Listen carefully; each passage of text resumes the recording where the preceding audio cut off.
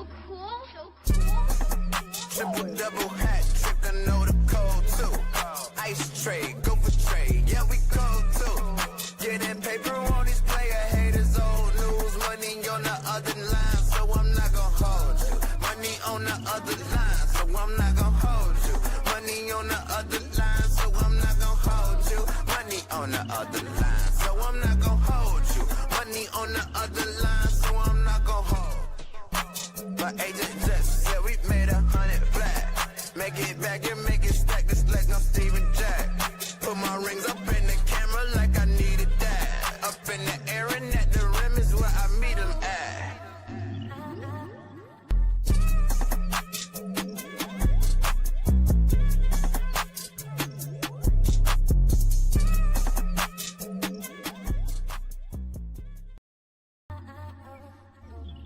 So cool, so cool. Triple double hat trick, I know the code too. Ice trade, go for trade, yeah we cold too.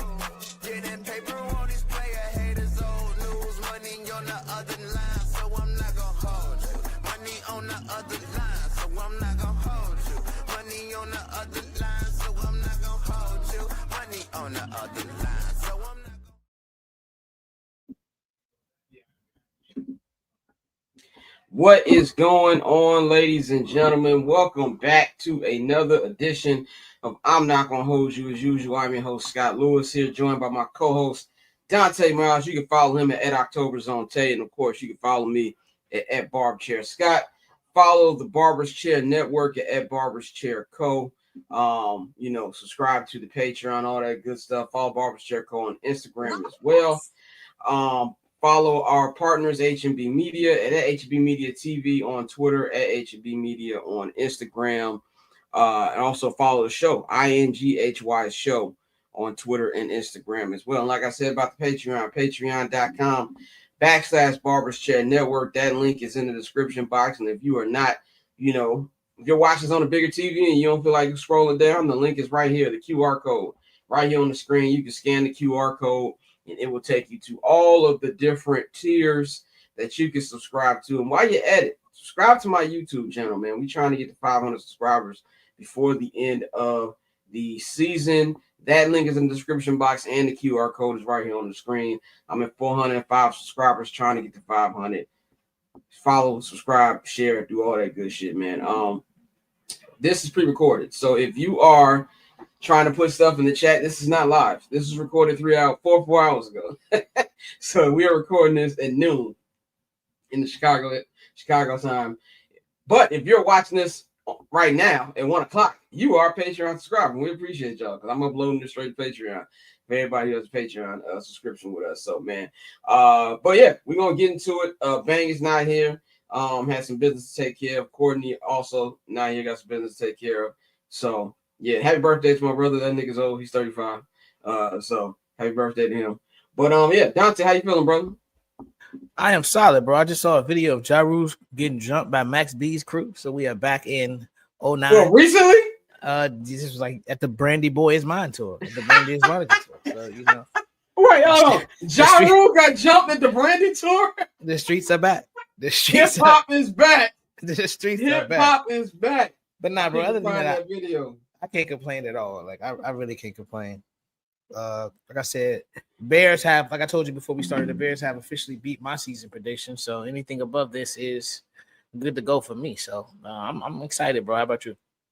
I'm pretty good, man. I've been enjoying the Bears season, taking it one game at a time. And I think really what's been enjoyable for me is I didn't have high expectations coming in, and my expectations really haven't changed too much. My expectations change on a weekly basis. And me and you were just talking about this before we press record. And let's say go winless for the next 7 games, which there's no way possible I see happening. This season is a win for me. Like anything else is a cherry on top. Like, yeah, Caleb, has his games, and we still does some stuff that's annoying, but I'm fully convinced we got the guy. Like I'm fully convinced that Absolutely. At the bare minimum, he is a really good quarterback. So I'm good with that. I feel like we got the right coach. And right now you're kind of playing with house money. Anything right now is just, better. I didn't expect to be in a division race, the week before Thanksgiving, but here we are. So I'm feeling good about that, and just taking in one game at a time, man. So and the city is live. The Chicago's a different place when the Bears are actually good. So, Yes, you know what I'm absolutely. saying? Yeah. Different place. I've seen more Bears, license plates, flags.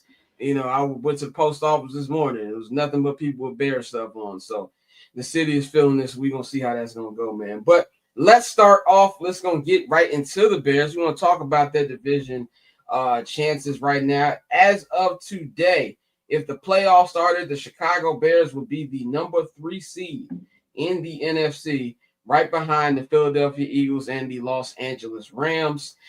They have a game and a half lead on the Green Bay Packers for first in the NFC North, and it's in a full game. I think it's a half game on the. Let me double check. I think it's a half game on the Packers. Packers, they got that tie, Yeah.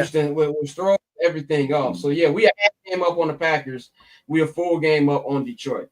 So we're going into stretch run. I think Detroit has the quote unquote easiest schedule out of the 3 in the actual race, but they still got some joints on there that could be tough. Us and the Packers are going through the gauntlets. Yeah. That's why those 2 games against each other. Well, as far what I mean by gauntlet, as in teams that if either team lost, I can see them losing. Like we got for us coming up, of course, we got the Steelers at home this week. We do not know if it's going to be Aaron Rodgers or Mason Rudolph yet. If I had a gun to my head, I think it's going to be Aaron Rodgers, and I want it to be Aaron Rodgers. Then we go to Philadelphia on Black Friday, play the Eagles. We're going to talk about them a little later. They got them some stuff going on. Then we got Green Bay, which was flexed. We were talking about this in the group chat about a week ago, like, this might get flexed into the not the prime time spot, but game of the week. So it has been flexed since the game of the week. They kicked Bills and Bengals off. Bengals fans was in Tom Pelissero's mentions like, but Burrow's going to be back. Listen here, folks. So, Bears Packers moves the needle, okay? yeah. Shut up talking while grown folks are sitting over here taking care of business, okay? Both franchises moved. We started the NFL.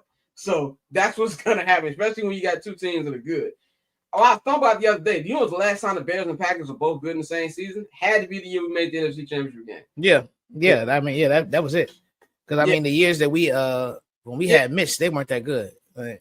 Nope. When we won the division in 2018, they did not make the playoffs. So this is something rare for the NFL. They're gonna capitalize off that. Then you got Browns, Bears. We'll see if Shador is still starting by the end or if they gave it back to Dylan Gabriel. They got the Packers again, which is gonna be another primetime game because that is on the Saturday slot, the Saturday right before Christmas. And there's 2 games on that day. There's Eagles, Commanders, and there's Bears, Packers, but they haven't given the time slot.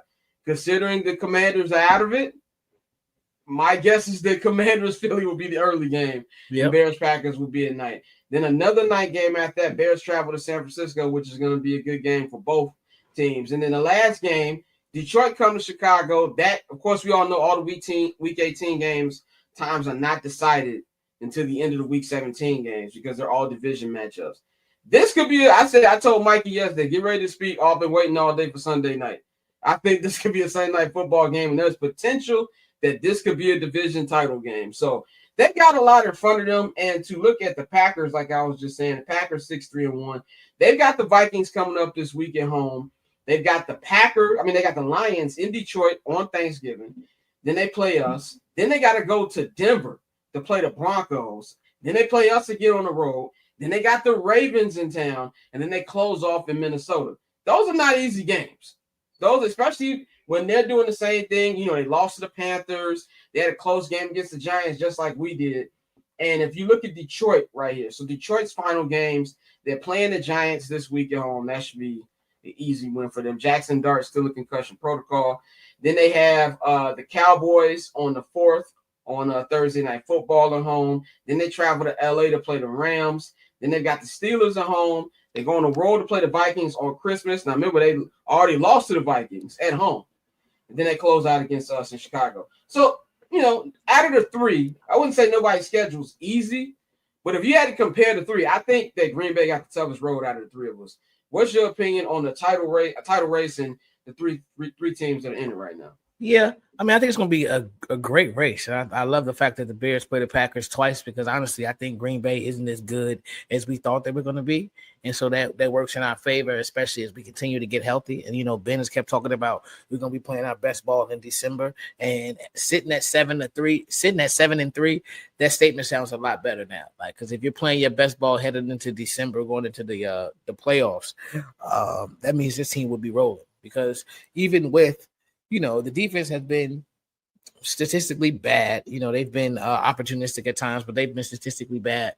But given everything you've had out of this offense, which has been primarily based on the run game, if Caleb can start to click a little bit more with those deep balls and those, trusting that those 2 or 3 yard games will turn into 7 to 8 yard gains, 10, 12 yard chunk plays. If that starts rolling, then this team is going to be extremely dangerous. We need, our guys getting back. So in terms of the division, I really like the Bears' chances, and it's based off the fact we played Green Bay twice. I don't think the Browns are going to be that much of a challenge. I'm not gonna lie. Their defense is good, but that team is bad. They can't score for shit. Yeah. We're gonna get into that Bengals Steelers, but I think this game is gonna be I don't want to say easier than we think. I know we always have the whole Aaron Rodgers thing, but I think when you look at that team and the way they've struggled to score points and their defense isn't that good, there's no reason the Bears should win this game by at least a touchdown. So I think it comes to terms to the division. I think it'll go Bears 1, Lions 2, Packers 3. And that's like I said, they've been inconsistent. We've had the talks about LaFleur. Is he on a hot seat? Is it time for a new voice there? If you do that, then I'm really worried about Jordan Love because Jordan Love has been coached by nobody but Matt LaFleur so far. So how does he respond to that? But I think the Packers will end up finishing 3rd in this division. I think the Lions, they still have issues with the play calling. It's that's something that we knew was going to take time, just like we know that with our play calling, it's going to take time to get what they like and what they don't like. But I think overall, I honestly not sitting at 7-3 with our remaining schedule. The only guaranteed L I see right now, and that's pushing it. But their defense is just that good. The only real guaranteed L I have on them right now is Philadelphia. Other than that, I think every game is going to be close and winnable, and the way that they've shown that they can win close games, I like. Again, you go 3-4 in these 7, you're sitting at 10-7. 10-7, yeah, and I think this is very much can be an 11-6, 12-5 team. I agree. I agree with that too. And I think the thing about the Philly game, to me, the Philly game relies on who's available defensively because, like you said, that Philly defense is ridiculous. The pass rush is crazy. Have Detroit looking stupid. Every team looking stupid. And the offense for Philly's been very inconsistent. We'll get into them in a minute and their problems that they have. But that would be a game that they could exploit the Bears defense if Tremaine Edmonds is indeed out, if TJ Edwards isn't back yet, and if Noah Sewell, that's what a real Saquon game could happen. But I'm with you. There's no game I look on this schedule that I'm like, yeah, that's a bona fide loss. Because even with Philly, there's a ways that you could win that game. You know what I'm saying? My hesitation would be, I can't remember the last time the Bears won at Lincoln Financial Field. Like maybe 2007, the Brian Greasy game. I know for a lot of y'all, like y'all 22, 23 years old, y'all might not remember that shit. But I remember that game. The Brian Greasy 95-yard comeback game. I think Kyle Orton was hurt. Rex Grossman was hurt or whatever. I'm fixing my camera, by the way. This damn train is moving, so my shit is shaking. But I think that they have a real chance. And I'm not watching this like, oh, just get a wild card spot. No, you control your own destiny right now. So go out there and try to win this division. Dan Campbell can go up there and say all the, there's no problems with the play call. I'm still sitting down with my offensive coordinator. We all know in Chicago that when you change play callers, there's something wrong. You know what I'm saying? Like the defensive side of the ball is not really taking that much of a drop since Aaron Glenn has left. Calvin Sampson has done a really good job over there, in my opinion. But the offense has not looked the same. They have not looked the same whatsoever. In fact, it's been Jahmyr Gibbs a bust for majority of the time being this season. That just hasn't worked in the last 2 games for them, with them losing to Philadelphia and losing to the Vikings. And I even think this week, we know they play the Giants. I think that's going to be a close game. You know what I'm saying? Like, because of just how the Giants compete. The thing with the Giants this year, no matter the quarterback, they're in the games, but they always jag towards the end. Yep. So I do think it would help a lot for them. If Jackson Dart was playing, if Scatterbo was playing, I would feel a lot differently. I do believe that they're going to win by at least 10 points, but I do think it's one of them games where they probably run away with it towards the end. So the Bears have everything they have in front of them, and it starts with the Steelers. So let's get into the Steelers right now. The Steelers currently are 6-4. They are the number 1 seed in the AFC North, but they are barely hanging on to their AFC North control right now, as they are only a game up on Baltimore, and Baltimore has been on a roll, won 4 in a row ever since Lamar Jackson has come back, and they're really trying to get back into form. And even though Cincinnati's not going to make the playoffs because they've only got 3 wins, Joe Burrow's probably going to be back this week, and I do believe he's going to be like, look, if I ain't going to playoffs, some of y'all ain't going either. And I think he's going to try to play spoiler for the Steelers and for the Ravens. So that's something I would look out for them too. Mason Rudolph is the backup quarterback. Aaron Rodgers messed up his wrist last week. Does not need surgery. He practiced in limited capacity the last 2 days. Sounds like it's more of a game time decision than if the doctor's clear. From what it sounds like, from not just Aaron himself, but the Steeler media, that it sounds like if the docs give him the okay, then he'll play. My personal opinion, he playing for a couple reasons. He loves playing the Bears. He can sit up with that little smug look and say, oh, I love the city of Chicago. Let's just let bygones be bygones. I want to see a game, okay? There's nothing. He gets a sick pleasure out of beating us. And as a Bears fan, I want him to play. Like, I'm not seeing some of y'all on the radio, on Twitter. I don't know. Give me Mason Rudolph. No, if we lose. Fair play. I need another shot. You know what I'm saying? I need another shot for the simple fact that this is going to be the last time we face him. Like, let's be real. He's in the AFC. We're not going to make the Super Bowl. And if we did make the Super Bowl, we ain't going to be playing them. So this is going to be the last time, really. Just give me this one shot. And so I feel that even with him, with or without him, this is going to be a team that is not really that good. I'm looking at the rankings right now, defensively and offensively. Aaron Rodgers himself has almost 2,000 yards passing, 19 touchdowns, 7 interceptions. But the number here to me is 7 interceptions, because we all know he doesn't throw a lot of interceptions outside of last year when he was with the Jets. But for the most part, he keeps it out of the opposing hands of the defense. So, and then if you look at the defense right now, the offense right now is 12th a game and 24.6 points per game. They're 29th in total yards, they're 23rd in passing yards, 29th in rushing yards. So they're not really, they're 29th in red zone scoring percentage. Not good numbers. And defensively, they're kind of washed defensively too. 19th in the league in points allowed, 28th in the league in yards per game. Teams convert 41.8% of their third downs against the Pittsburgh Steelers. So the only thing that keeps them there is they're 5th in the league with 10 takeaways. So that's the one thing that I'll have to look out for. But a good thing for the Bears is that Caleb never really puts the ball in harm's way. But like you said, Dante, I think this is a winnable game, no matter who's at quarterback. I do have concerns with the defense just in general, but Jalen Johnson practiced in full yesterday. As of 12:30 today, we don't have the Friday injury report, but it sounds like he's probably going to practice in full today. Ben Johnson spoke earlier and said that they don't know if he's going to play. They're going to take it real slow with everybody who's hurt. Tremaine Edmonds, nothing official has come out, but from what I have heard, from what my sources have told me, it smells like it's going to be a couple week injury, which is not a good thing for the Bears. You do not need any more issues than you already had. TJ Edwards is not going to play this week. He has not played all week. So you got that. You got Noah Sewell, who has not practiced all week as well. And it sounds like DeMarco Jackson and Ruben Hippolyte are going to be your 2 starting linebackers, which is not good on top of an already hurt secondary. Kyler Gordon has been practicing in limited fashion this week, but he's also been kind of favoring his leg at practice the last couple of days. So I personally wouldn't expect him or Jalen Johnson to make their debuts to the Packer game. Now, it wouldn't totally surprise me if Jalen is suiting up on Sunday, but I feel like they're going to take it real slow. With that in mind, I think this is going to be a very close game. I do think the Bears will find a way to win. My score is 24-21. But I think it's going to be a very, very close game. And as long as I feel like Ben Johnson has been more the issue with offense the last couple of weeks. The play calling has to be more consistent. Get a healthier balance. And guys, catch the football.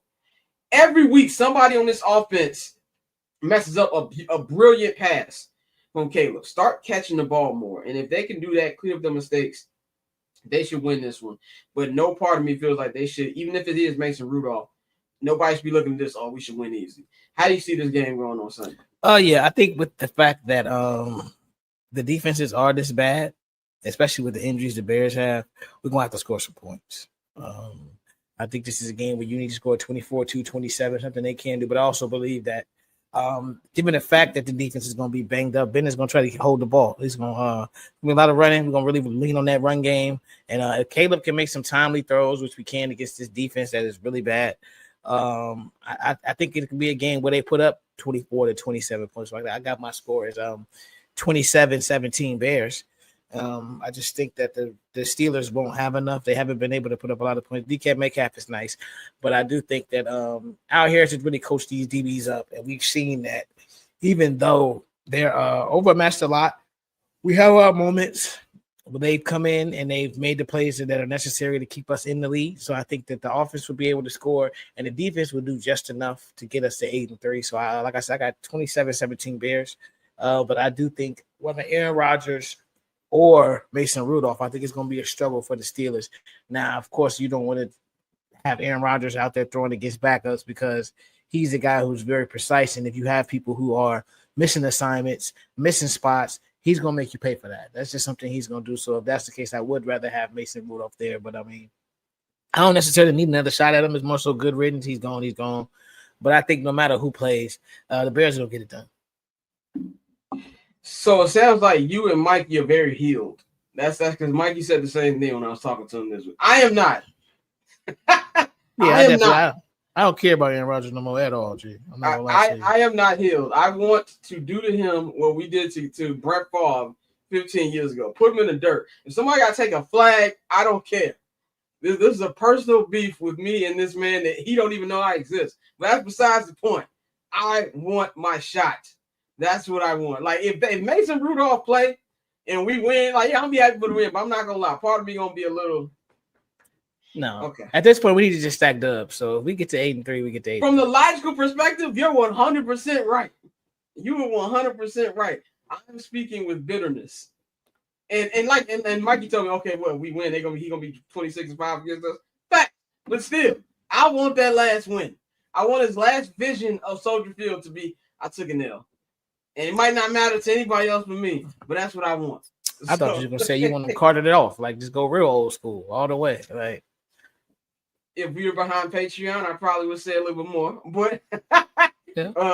What did Mark Grody said on the score? He said, I want his jaw broken. I'm gonna say kind of take him out. Okay. What Corey Wooten did to Brett Favre, if I can hang it, I'll have a picture of it in my room. Just hang it up. It was amazing. So that's what I want. But we'll see how it plays out, man. But you said 27-17 Bears. I'm going 24-21. That's because I know this defense is going to give up 20 points. It doesn't really matter who it is. The linebacker injuries really do scare me a little bit. And then when the injury report came out yesterday, I had a lot of people telling me, oh, he's probably going to play through it. And who knows? He might. Nothing has been 100% confirmed. But from what I'm hearing, it's probably not.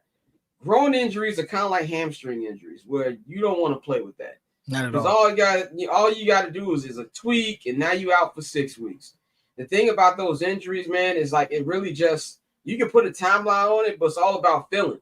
TJ Edwards ain't played. He's really played like a game and a half all season because of a hamstring he's been dealing with since early August. There was like a 3-week period in camp where we didn't see him at all. So it lingers. It lingers for a while, man. So I think you just got to take it as slow as possible, and it's time for guys to step up. Next man up. I think depth in sports, across sports, it don't matter what it is. NBA, it's almost Thanksgiving, half the NBA injured already. Depth in sports is more important than it's ever been now because of so many injuries across the board, man. So the Bears will have to deal with it. But that's all we got on the Bears. If you want to know more about that, of course, you can check out Saturday Night in Dallas, man. But let's move on to the Super Bowl champion, Philadelphia Eagles. They are currently 8-2, leading the NFC East, leading the NFC. They are the least threatening 8-2 team I've seen in a while, but they are the champions, so you have to give them that respect. The defense does look really good. The pass rush looks really good. They've been doing their thing out there, but the offense just looks disjointed. They're not getting their playmakers the ball. The run game's been real inconsistent. And Jalen Hurts is kind of looking like the guy who, if you just look at the numbers of Jalen Hurts, he's having a really good year. If you're actually watching it, it doesn't look like it looked the last couple of years that he's been in this system. And it's been leading to frustration.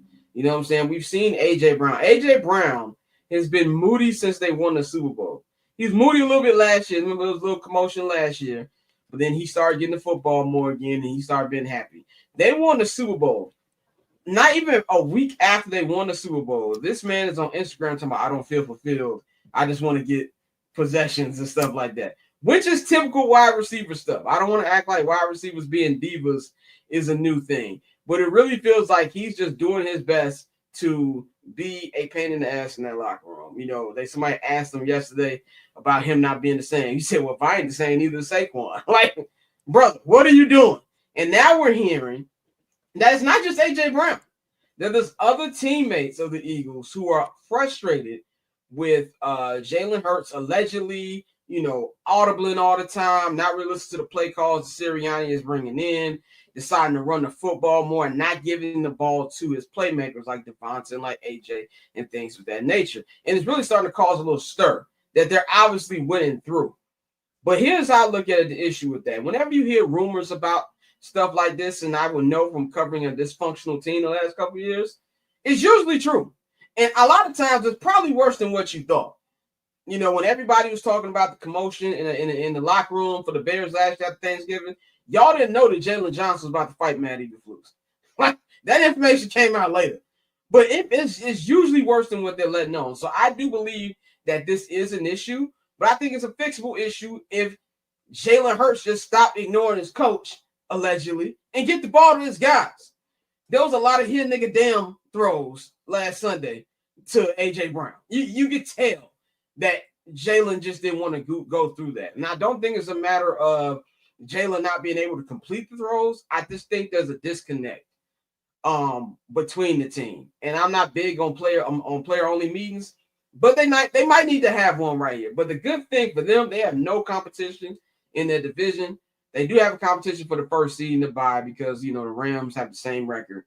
But for the most part, they got a pretty easy schedule. So on the field, I think they'll be straight. But in order to win and try to become the first repeat team, well, actually, no, the fucking Chiefs won. Never mind. So to win a repeat, they're going to have to be all together. And I think that's going to be an issue. What do you think about everything that's going on with the Eagles?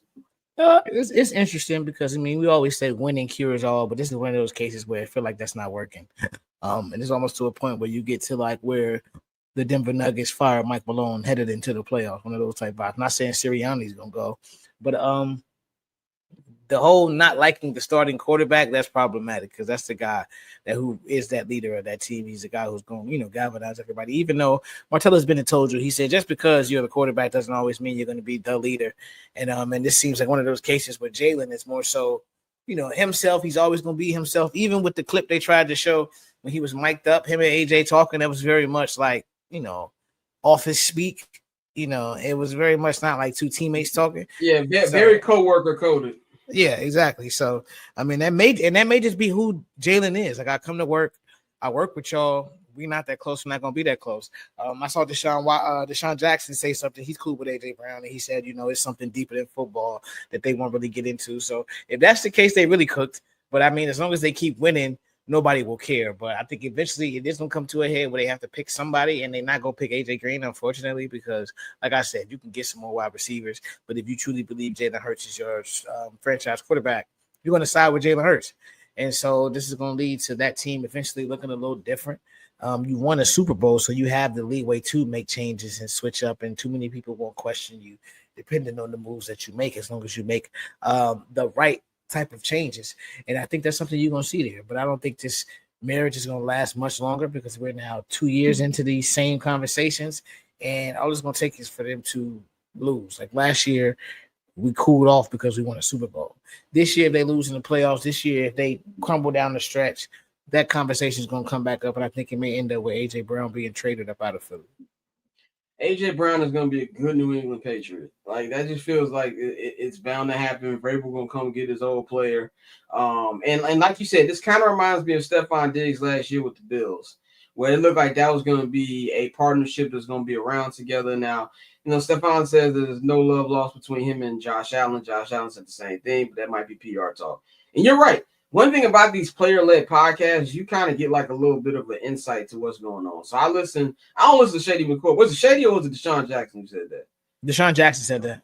Deshaun Jackson. So Deshaun Jackson, who's also head coach, shout out Deshaun Jackson, saying that to me rings bells. You know what I'm saying about what he's been saying. I don't think Smitty has talked about it on anything. He's kind of quiet. I know he was on Patrick Surtain's podcast not too long ago. I don't think they asked him about it, but I do think that's a real issue, and I think that it'll get through the regular season. But you're right, Dante. When the playoffs start, these are close games. That's when I can see the shit hitting the fan, man. So it's gonna be. That's why I'm like, okay. And we're gonna get when we get to the schedule about the Dallas game. I feel like there could be a situation where they come into this game against the Bears, and things are not really copacetic over there. So that's gonna be interesting, man. But moving along to Josh Allen. So it's a kind of a two-part thing. I want to talk about Josh Allen and I want to talk about Lamar Jackson, the Ravens, and the Bills. Because the Ravens and the Bills should be ashamed of themselves for this season. I know the Ravens have won 4 in a row. You know what I'm saying? I understand that, there's probably a good chance they're going to come back and win this division. But I have eyes, my nigga, and I do not like how they've been playing. This is a mediocre team. That defense is not good. Lamar has been tweaking since he came back from injury. I'll shoot him a little bit. Maybe he's still injured, but he's been tweaking. And the Bills, same thing. Yesterday's game against the Houston Texans. And I don't want to take nothing away from the Houston Texans. Right. By the way, just got an alert right here from Adam Schefter. Mike Tomlin to reporters that Aaron Rodgers is questionable for Sunday's game versus the Bears. So I think he's going to play, but I guess we'll find out Saturday night. But not to take anything away from the Houston Texans and their defense. As a Bears fan, I got very excited watching that pass rush yesterday. Will Anderson was worth all the picks that Houston traded for him. They were just bodies at him. Good secondary. They played well. Having said all of that, at least 5 of them sacks was because Josh Allen was a dumbass yesterday. It's just throw the ball, bro. Like I already yell at Caleb sometimes to throw the ball, but there was so many times yesterday where Josh Allen just didn't throw the football. Throw it out of bounds. Half of them sacks could have been erased, and there's no chemistry on the offense. We already know the defense is mediocre. They're really starting to become James Cook a bust. He ain't got no wide receivers. It's very apparent, and it feels like all the bad traits that Josh Allen has always had, but they've kind of been downplayed the last couple of years because he's been able to keep his Bozo gene in check, especially enough last year to win the MVP. They're bloodshot red right now. They've lost to Miami Dolphins. They lost to the Houston Texans without C.J. Stroud. And it's an issue. And if I'm the Ravens and the Bills right now, this to me is the year. And what I mean by that is the Kansas City Chiefs are extremely mediocre. 5-5. I'm not 100% sure. I mean, if I had a gun in my head, I'd say to make the playoffs. But the playoffs started right now. They're not in it. If there's any year that you need to get to the Super Bowl, it is this one. I don't know how many years you're going to have of the Chiefs being like this. Right. We don't know. And even with the Chiefs, I'm going to always give them the benefit of the doubt because they got number 15. You can throw all them stats out the window. I do not care. When the playoffs start in January, everybody and they got the greatest quarterback in the game, so I'm going to give them a shot. But if you're the Buffalo Bills and if you're the Baltimore Ravens, if you play the Kansas City Chiefs in the playoffs, they're going to have to come to your home field because I do believe Baltimore is going to come back and win this division. And I do believe Buffalo's not going to win the East. Patriots going to win that. But I do believe they're going to finish with a better record than the Chiefs and make the Chiefs have to come to Buffalo if they do meet. You got to beat them. No ifs, ands, or buts about it. If you can't beat the Kansas City Chiefs this season, it's just never going to happen. It's just one of them things. You're going to add them to the list of people who weren't able to beat this man. There was one thing I'll give the Brady era credit is even though Brady beat a lot of them, Ben Roethlisberger still got his. Peyton Manning still got his. Flacco still got his. The only one who really didn't was Phillip Rivers. So you don't want to be looked at as, oh, man, Mahomes did them like Michael Jordan did, Charles Barkley, Karl Malone, all them dudes. It's now a nothing for both of these teams. But I don't think either team can get it done. I really don't. These teams are just as mediocre as the Chiefs, maybe even worse than the Chiefs. And they already have a problem with being able to play a full game against these dudes in the playoffs. You know, the Chiefs take it to another level. And this year, the Chiefs going to have the doubter thing. They're going to run with the underdog story this year. Well, if you're a dynasty team, that you feed off that. You just love people to doubt you. And they're going to run into the playoffs with that. And I just don't have any confidence in either team, even in the Chiefs' lowest form, to beat them. What's your thoughts on Josh Allen's play, not just last night, but this year, the Ravens and Bills and their chances, you know, to try to actually get past Kansas City this year? I still like their chances, even though they've been just as inconsistent. I like the Ravens more so than the Bills. The Buffalo, their wide receiver room has struggled. Keon Coleman got benched again, and that seems like, you know, some people think he may have played his last game in Buffalo.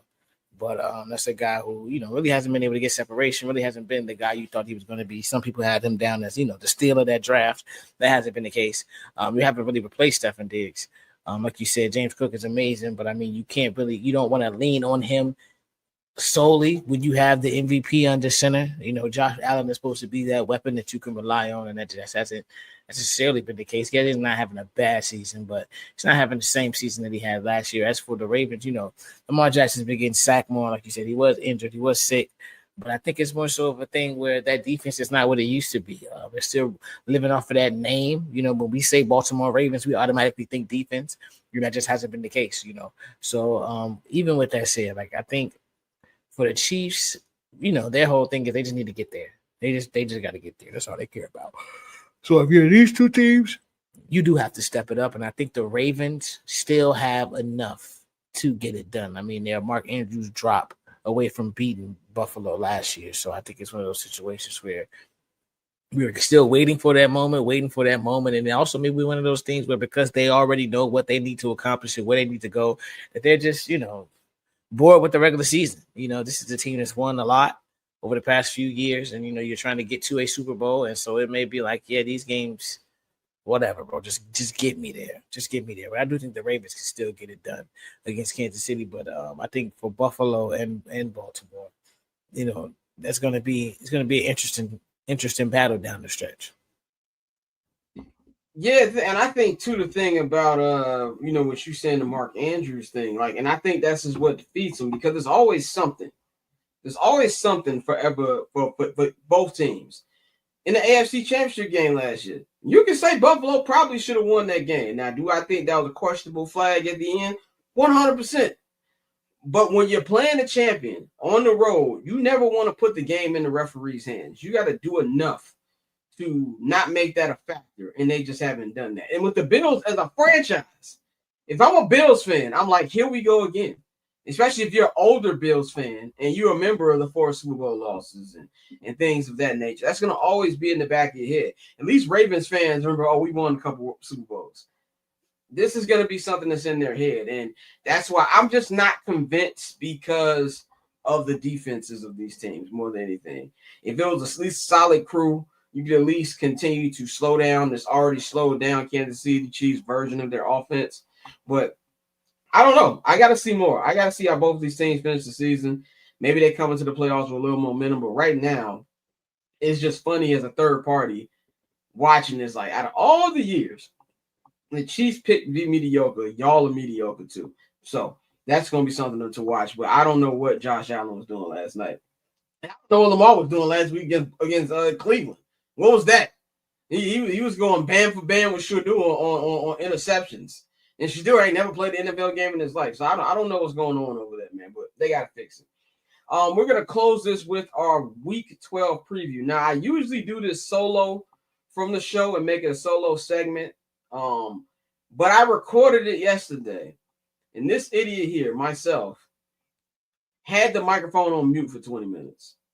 So that recording is not good to use, and I was too irritated to do it again. So we're going to go through these games, take the next 10, 15 minutes and go through this game. We got a nice slate on deck. So we already gave our picks for Bears Steelers. Like I said, Aaron Rodgers is questionable. So we're going to start with the Chiefs and the Colts. The Chiefs are at home. They will be taking on the 8-2 Indianapolis Colts. Colts is coming off an overtime victory Was it what? No, they were in Madrid last week. Wasn't Yeah, no, they were in Madrid. They were in Madrid. They were in Madrid. Yeah, they were in Madrid last week. So they got to win. No, they were in Germany. Madrid was the Dolphins and the Commanders. Yeah, Dolphins and Commanders. My bad. Yes, they were in Germany. Yeah, oh yeah, they were in Hitler Stadium. They were in Hitler Stadium. Right, they was in Hitler Stadium. They was in Germany, and they had Commanders and Dolphins playing with Real Madrid play. So, but yeah, they won in overtime against the Chiefs. The thing about the Colts is kind of weird to me is that I still don't know if Daniel Jones is good or not. Yeah, you know what I'm saying? Like I still don't know if he's good or not. They had possible if they actually cared about giving the MVP to non-quarterbacks. Jonathan Taylor should be MVP. But this is a game to me where the Chiefs have to win. And having said that, I don't think they will. I do not think the Chiefs are going to win this game. I think they're going to drop to under 500, which is something I've never thought I'd say about not just Patrick Mahomes-led Chiefs team, an Andy Reid-led Chiefs team. Even before Patrick Mahomes, they had Alex Smith. They were still winning divisions. They were 12-4 the year before they drafted Patrick Mahomes. I just think the Colts are going to control the clock. They're not going to have any answer for Jonathan Taylor. The defense is going to know what to do against the Chiefs. And the Chiefs' offense themselves do stupid stuff. So you got to factor that in. And I believe that Daniel Jones, even though I don't think he is, quote-unquote, a game changer, I think he can make the plays enough to keep the ball out of harm's way and get it done. So I'm going to go to Colts in a close one over the Chiefs. How do you see this one going? Over the Chiefs? Yeah. Against the Chiefs. I know it's I'm with you. That's the thing. I really don't. I just don't. I don't know about the Colts, bro. But it's tough when the run game is rolling like theirs is. When teams can run the ball like that, they are tough to beat. So I'm gonna go with the Colts. I'll get the Colts to dub this Sunday. Okay. I got a lot of upsets this week. I'm just letting people know. Bengals Patriots in Cincinnati. Now it hasn't officially been said that Joe Burrow is gonna play, but I put 2 and 2 together. He's practicing full all week, so that pretty much tells you he's going to play on Sunday. They're going against the New England Patriots, who are 9-2, having a good year. Drake May putting together a great campaign. I will say it is funny to me how A-Rod the Bears have played nobody. The Patriots ain't played nobody either. Go there. Their schedule is terrible. Okay, but ain't no conversation about that. But Patriots and Bengals. There's no Jamar Chase. Because Jamar suspended for spitting on Jalen Ramsey last week, which was hilarious that he said he didn't spit on him. Brother, we have 4K cameras. Too many cameras, dog. We all saw you, and yes, you're lucky he didn't smack you. Because I'm with Mike Tomlin. I'm not going to tell a man how to react after he got spit on. Yeah, do what comes natural. I like when he said that. People have been shot for less. That's all I'm going to say about that. But Bengals, even without Jamar Chase, they can put up points. I think it's going to be a big T. Higgins game. And I think the Patriots, they could win this game, wouldn't surprise me. But I think Joe Burrow and them are going to get a win. I'm going to go with Joe Burrow and the Bengals at home. It's tough to go against Joe Burrow when he's back. Because, I mean, one thing, he's going to go balls to the wall. He's going to give it all he has. I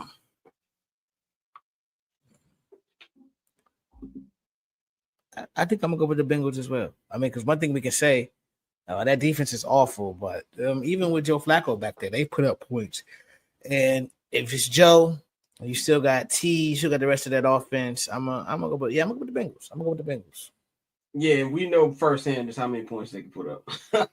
But Jets, Ravens in Baltimore. Baltimore going for 5 in a row to get over 500. Next. They are playing the New York Football Jets. The Jets have been playing better the last 2 weeks, but they're losing this game. Our guy Justin Fields, as you say, will be coaching wide receivers in Kennesaw, Georgia, very soon. Has been benched for Tyrod Taylor. The Ravens are going to win this football game, and they better blow them out. In fact, I'm looking at this game as in how many points are you going to win this by? That's how I'm going to be judging this. And, of course, I know you got Ravens too, so we'll move on. Seahawks-Titans, another game of what are we doing? Why are we watching this? Seahawks lost last week. This is a perfect get-right game for Sam Darnold. The Titans have been so bad, we ain't even been mentioning Cam Ward no more. I don't even know if he's playing. That's how bad the Titans have been. Seahawks going to get it right. I think it's going to be another blowout. It's going to be over in the second quarter, like 3 of their last 4 games have been. So we're going to have it with that. Vikings-Packers. This one intrigues me a little bit. And the reason I say this intrigues me a little bit, this is in Lambeau Field, the places the Packers have already lost to the Carolina Panthers. The Vikings are 2-0 on the road against the division. They beat the Bears Monday Night Football, and then they beat Detroit at Ford Field 2 weeks ago. J.J. McCarthy stinks. I just want to get that out right now. I know we got to give young quarterbacks grace and stuff, but as somebody who has watched bad quarterbacks for a great majority of his life as a football fan, I know when I see trash, and J.J. McCarthy is that. But I do believe this will be a competitive game. But I think that Michael Parsons found something last week. And I think you're going to really start to see him ramp up. I think he's going to be big. I think the Packers are going to win this. So not going to be something way run away with it. But I think it'll be a close game that the Packers will win this one. Yeah, I think the Packers still have some major concerns, especially with Michael Parsons in that pass rush. But I think the Packers are going to get this one done. The Vikings, you should not have let Sam Darnold walk out that door.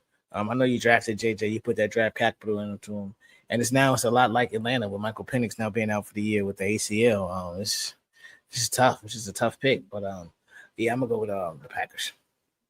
How are Atlanta Falcons fans feeling about that? Like, I think Falcons fans are underrated. I think a lot of people think that Atlanta don't have NFL fans when they do. No, they have some of the best fans. I think people are more so disappointed. You knew this was a risk with Michael Penix, having 2 ACLs. He tore the other ACL, but having 2 ACLs, that's just, the nature of the beast. This team still has some talent on both sides of the ball, though. But Drake London also hurt his PCL. So now it's like, you're down for another season of missing the playoffs. Ironically enough, they have not made the playoffs since they opened the new stadium. So, you put a lot into it. They haven't? Nope. So the last time they playoffs, that was a Georgia Dome? That was a Georgia Dome. I was at that game. Wow. The NFC Championship. Yep. They have not hosted the playoff. They have not hosted the playoff game. They played in LA and they got smacked. Well, no, they won. They beat LA, and then they got smacked the next week, but they had to play on the road. So they have not hosted a playoff game in the Benz since they opened it. But the Benz is my second favorite stadium in the NFL. I love the Benz. Yeah, bro.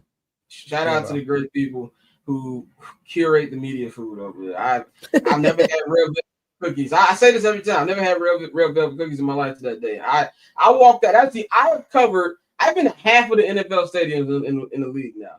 I am blessed to be able to say that I've been to like 15, 16 NFL stadiums. I have never walked out of an NFL stadium with a to-go plate until I covered the Bears-Falcons game. So big love to the Falcons. I ain't never had Chick-fil-A on Sunday, bro. Shout out to them.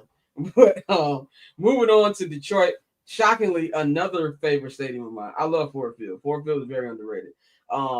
Lions-Giants. Like we said earlier, if Jackson Dart was playing this game, he's still in concussion protocol. Jaquan Brisker must have hit him very hard because when he went down 2 weeks ago, I didn't think he was going to be like out for as long as he's been. But they have no Scatterbo. He's too busy going to WWE Raw. By the way, let the young boy live. If he's under rehab right now, you can't tell him where he can and can't go. He off the perks, 100%. I think it'll be a fake close game, like a quarter and a half. But then they're going to get together. Too much Jahmyr Gibbs, too much J-Mo, too much golf. And the Giants defense isn't what it started the season as. So I'm gonna go with the Lions in this by multiple touchdowns. Oh yeah, I'm going with Detroit. Detroit is like I said, this division is gonna be interesting because all 3 teams that are in the hunt have some winnable games. So I think this is gonna be one of those, but Detroit needs to get it done. They should get it done. You never know with J-Mo. He like a broken clock is right twice a day. He might light your ass up for 4 touchdowns, but he'll throw 4 picks too. So, but I think in this one that the Lions get it done. Yeah. And so you got Jaguars Cardinals, another why would you watch this game? Jacoby Brissett versus Trick Off Trev and stunning 4K. The Jaguars better win this game. That's all I got. Jaguars better win this game. They're 6-4. They're trying to stay in the playoff race. I got the Jaguars winning. I'm assuming you got the same thing. Yeah, I got Jaguars as well. Browns Raiders. There's nothing to sell you on outside of Shadur's official start. I am not expecting much from Shadur, considering they just started giving this man reps this week, which I think is a total abomination. I think is a disgrace. But when you really sit and think about it, I don't know if you saw that clip I put in the group chat from Cleveland radio this week. No, actually, I didn't put it in. Mikey put it in. And the announcer was going off on Cleveland Sports Radio, ESPN 1000 Cleveland. He said, it's upsetting, but is it shocking? This is who the Cleveland Browns are. If you think we've had it bad as Bears fans and quarterbacks, and we have, I believe that Cleveland Browns fans would sell their children to have the 7 years of Jay Cutler that we had. That's how bad it's been for them. That's it. You can take Mitchell Trubisky's 2018 season, and that would be like a top 5 season in Cleveland Browns history. It's that bad. So, and if I was a Cleveland Brown fan seeing what Baker doing, I'd be vomiting. I truly would be. So the only thing I got, I think the Browns gonna win this game. The Raiders are terrible. The Raiders are god awful, and they are bogus for drafting Gentry. They should have let us get them because they ain't doing nothing with them. I got the Browns winning this one, and I think Shador is going to start the rest of the season. That's my hot take. Yeah, I think Max Crosby is going to be all over the place, but I do think that, having a full week of reps, and not only a full week of reps, players who want to play with him. You see the touchdown pass that got dropped. A better receiver catches that pass. You don't throw that to that guy. Jerry Jeudy catches that pass. So, I think Shador's going to have some flashes. That's going to have some moments where you're going to be like, okay, yeah, he is not ready yet. But I think even with that said, like you said, the Raiders are really, really bad. And the Browns defense is good enough to where they should win this game. Probably like, a 21-14 type of thing. But I got Cleveland as well. Yeah, it's going to be ugly football. Falcons Saints. We just named all the injuries that the Falcons have. This is going to be a nasty game, but it is one of my favorite rivalries in the NFL because these two fan bases legitimately hate each other. Like it's an underrated kind of hate. That I feel like if you're just a casual NFL fan, I don't think you understand how much Falcons and Saints fans hate each other. Like it's an elite rivalry. It's in New Orleans. I don't really like how either one of these teams are playing.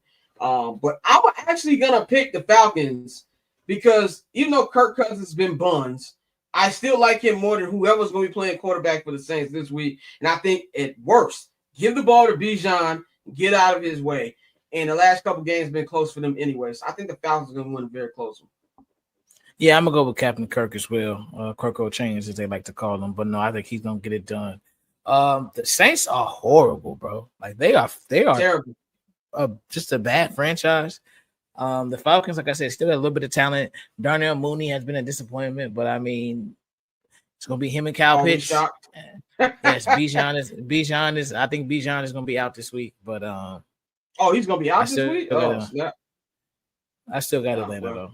Either way, the Saints are terrible. They can throw me a running back, and I'll probably still pick the Falcons. Eagles Cowboys. Now here's my hot take of the week. Not of the week. One of my hot takes. I got the Cowboys winning this game. Okay, I don't give Jerry Jones credit for anything because I think he's senile and should sell the team and be in a home. He kind of cooked with that Quentin Williams trade. I'm not gonna lie, he kind of cooked with that Quentin Williams trade. He already got an impact. Him and Frank Clark looking like a good duo right now. Dak quietly is having a great season. And I just feel that if you look at week 1 in Philadelphia, the Cowboys probably should have won that game. And I don't think the Eagles have really changed that much since. Cowboys are at home in Jerry World. It's NFC East. It's going to be competitive. I can't wait to see the NFC East Hard Knocks. I don't really care about the training camp Hard Knocks anymore because we have Instagram and we see the stories and the content these teams put out. But in-season Hard Knocks is where it's at. I'm excited to see that. I'm going with the Cowboys in an upset. I think the Cowboys are going to win this one. Yeah, I'm sure I got Cowboys as well. I definitely think shout out to what's my boy George Pickens. He is quietly having a very good season. He's on pace for like 99 catches, 1,500 yards. But no, I think Dakota has always been one of the underrated quarterbacks in the National Football League. And when you wear that star on your helmet, it's a whole lot of love. It's a whole lot of hate. But, Dak has been hooping, and that's something that you really can't deny. So, no, I got the Cowboys winning this one, too. I don't want them to win by much because I don't want the Eagles to have any more extra motivation coming into Black Friday. Like, we got to bounce back, blah, blah, blah. But I think the Cowboys will get this one done. You could look at it that way. I could look at it the other way, like, I want to keep having that tension in the locker room build.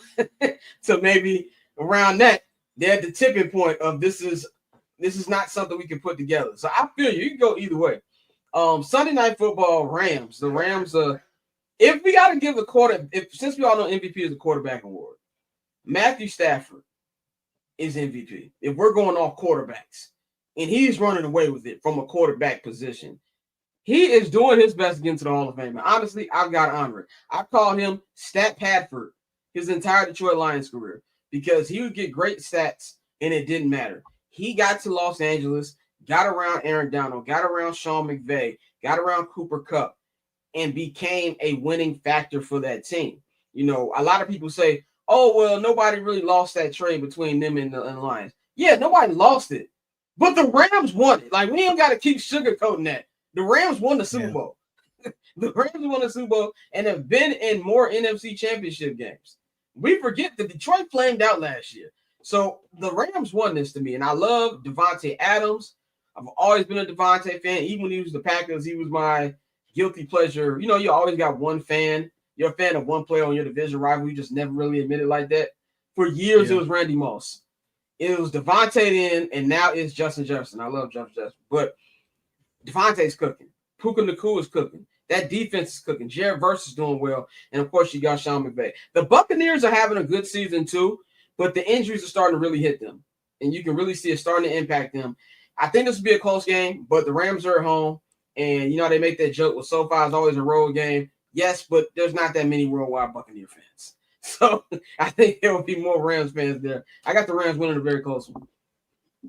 Yeah, I got the Rams. Well, actually, I don't have it close. I had the Rams by at least 10. I think the Rams are going to really just get it done. Like you said, the injuries are really piling up. That Buccaneers defense ain't that good. So I got to go with the Rams.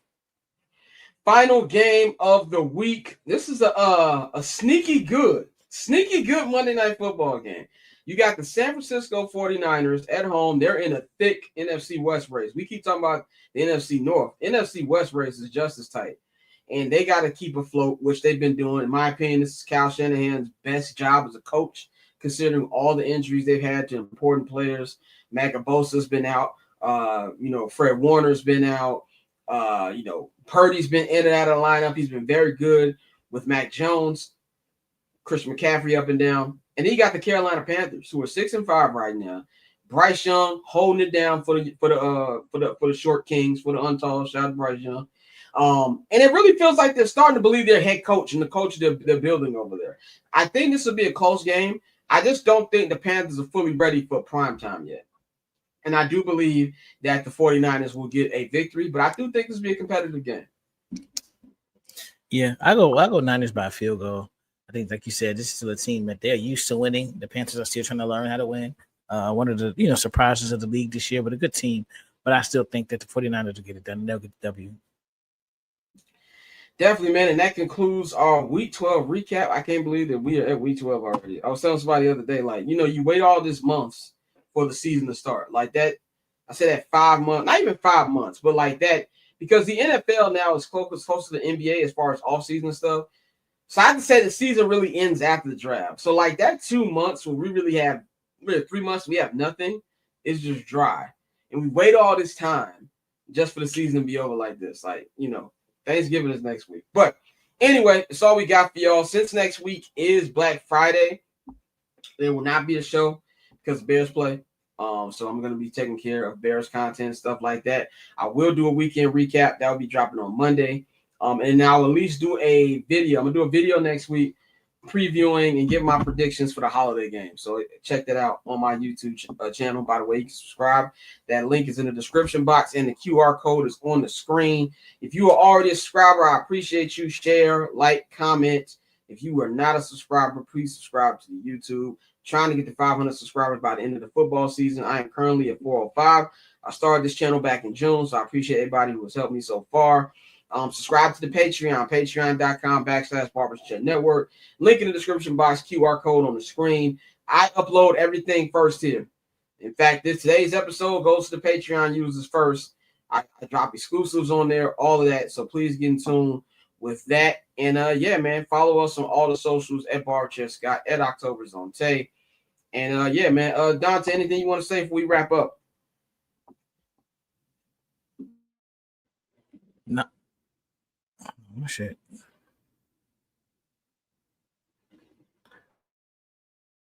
No, there we go. I have my mic on down. That's that's all we got for y'all again today. I need to sign that we can wrap up on this edition of I'm Not Gonna Hold You. We will be back in 2 weeks after the holidays. Y'all have a great weekend and great holiday week. We'll holler at y'all next week. We up out of here.